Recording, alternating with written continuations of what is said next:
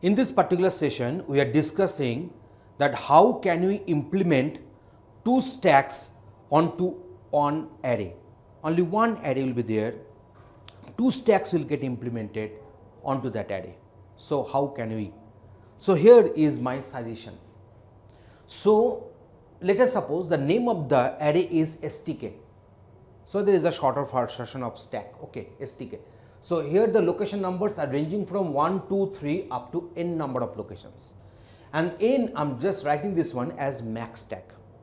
So I can suggest in this way that the stack A will be growing in this way and stack B will be growing in this way.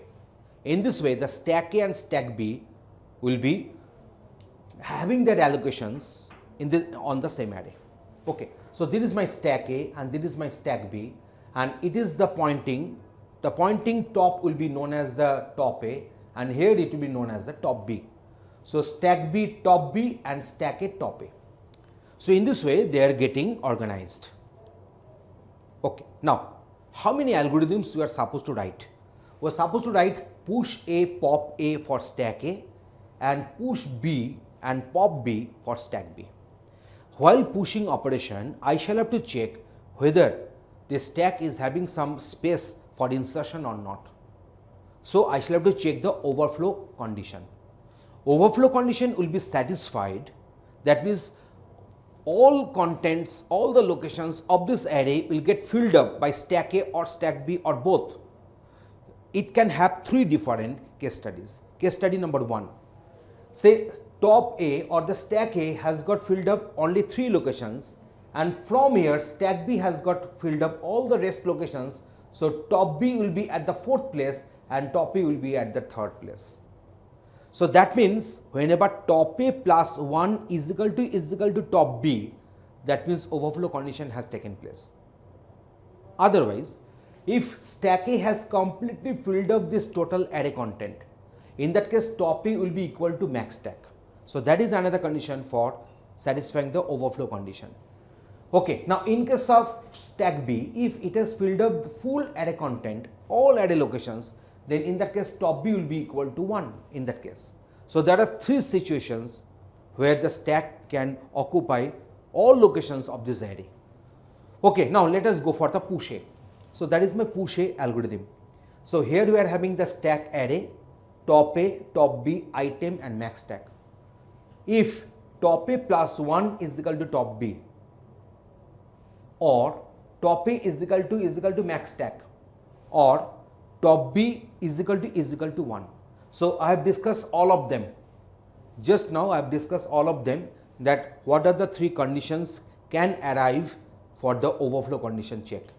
So top A plus 1 is equal to top B, or top A is equal to max stack, or top B is equal to 1. Then print overflow and exit. Otherwise, top A is equal to top A plus 1, stack top A is equal to item. Let us suppose stack A was initially completely empty. So in that case top A will have the value 0. So 0 plus 1 will be 1. So at the first place, at the 1 place, that is the place number 1, the item will be put. So item will be pushed. Okay, good. So now let us go for the push B. So here also we have passed stack array, top A, top B, item and max stack. Overflow condition will remain the same as we discussed earlier. So overflow condition will remain the same. Now if top B is equal to 0, that means the stack B was completely empty. Then what will happen? The first data will be kept at the max stack place. So if top B is equal to 0, then top B is equal to max stack. Otherwise, say top B is at the n-1 place. So the next data will be pushed on n-2 place. So otherwise top B is equal to top B minus 1. So either using this equation top B will get initialized, or using this equation top B will be updated. So stack top B is equal to item and exit. So in this way, that is my push B operation. Now let us come to pop A. In case of pop A, if top A is equal to 0, that means if top A is equal to 0, that means that there is not a single item residing at stack A. So print underflow and then exit. Otherwise, else item is equal to stack top A. So the topmost item data will be kept in item, and then top A is equal to top A minus 1. So from the third place it will be pointing to the second place. So top A is equal to top A minus 1 and exit. So that is my pop A. Now let us go for the pop B. If top B is equal to 0, if top B is equal to 0, print underflow. That means deletion operation but no data for deletion. So here also underflow, here also underflow. Else item is equal to stack top B. So you are picking up the item from the top B place. Now see, if the top B has been found at the max stack, then top B will become 0. Why? Because only one item was there in the stack B. So top B was pointing to max stack. So after popping it out, the top B will be 0 because there will remain no data on stack B. So if top B is equal to max stack, then top B is equal to 0.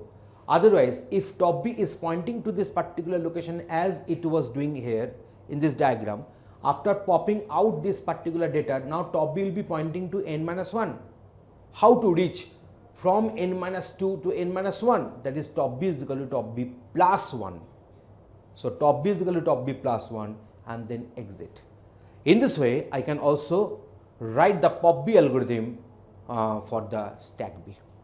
So in this way, we can solve, and we have discussed how the 4 algorithms, 2 push and 2 pop algorithms can be written for this particular problem, where it has been asked that one array will be given to you with subscript numbers ranging from 1 to n, that means 1 to max stack. How can you implement 2 stacks on the one array?